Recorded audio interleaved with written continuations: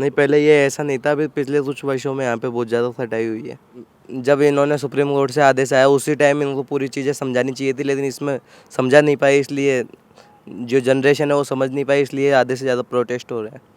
आंदोलन हो रहे हैं, लेकिन कहीं ना कहीं फिर मैं उसी चीज़ पर आऊँगा कि क्या अरावली के साथ छेड़छाड़ क्यों करनी है? मतलब कुछ चीज़ों को मुझे नहीं लगता कि उनको छेड़ने की ज़रूरत है, वो प्रकृति ने जैसी दी है वैसी ही होनी चाहिए। ज़रूर यही होना चाहिए भाई, जैसी अरावली सेफ है वैसी ही रहनी चाहिए, वरना बहुत भारी नुकसान हो कहीं ना सकता है। कहीं इसमें गलती तो रही है। आपका क्या नाम हुआ?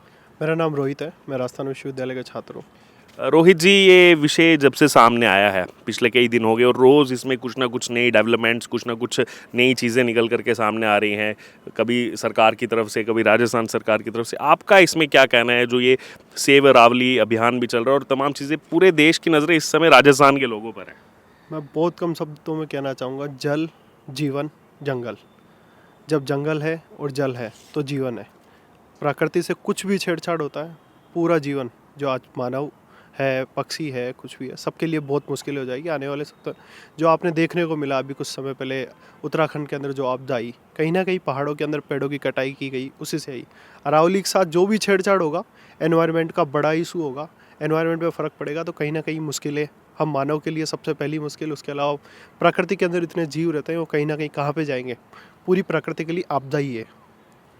सरकार कहाँ विफल रही? सरकार क्योंकि बार बार कह रही है हमारी तो कोई गलत इंटेंशन नहीं है, हम जो है अच्छी इंटेंशन के साथ ही चल रहे हैं, लेकिन इतना बड़ा जन आंदोलन भी हुआ, उसमें कहीं ना कहीं सरकार की भी इसमें कहा जा सकता है कुछ ना कुछ गलती तो रही होगी। सरकार की गलती इतनी है कि युवाओं के साथ कम्युनिकेशन गैप। सरकार कहीं ना कहीं इस चीज़ को पूरा डिफेंड नहीं कर पाई, युवाओं को समझा नहीं पाई। ठीक है, आज युवा है, वो शॉर्ट के अंदर चाहिए, कुछ भी डेफिनेशन चाहिए शॉर्ट के अंदर आनी चाहिए। लेकिन अरावली की डेफिनेशन क्या है, इतनी बड़ी है कि क्या क्या डिसीजन है, क्या क्या डिसीजन है, उसको कहीं ना कहीं एक्सपर्ट पढ़ेगा और वो ब्रीफ करेगा।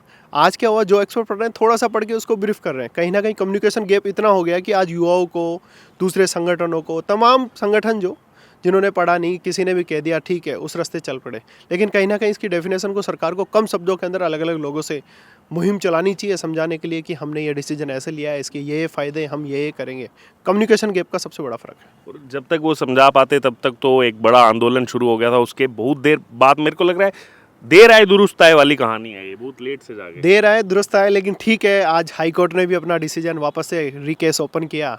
कहीं ना कहीं जो गलतियां हैं, त्रुटियां हैं, इतने लोग, सभी सक्षम लोग इसमें अवेयरनेस हुए, सभी अपने सुझाव देंगे, कहीं ना कहीं अरावली भी बचेगी। उसके अलावा जहाँ पे भी प्रकृति को नुकसान पहुँचाने वाली कई चीज़ें चल रही, वो सब भी सेव होगी। देर आए दुरुस्त आए, लेकिन जल, जीवन, जंगल बचेगा तो हम सब बचेंगे। हम सब जी।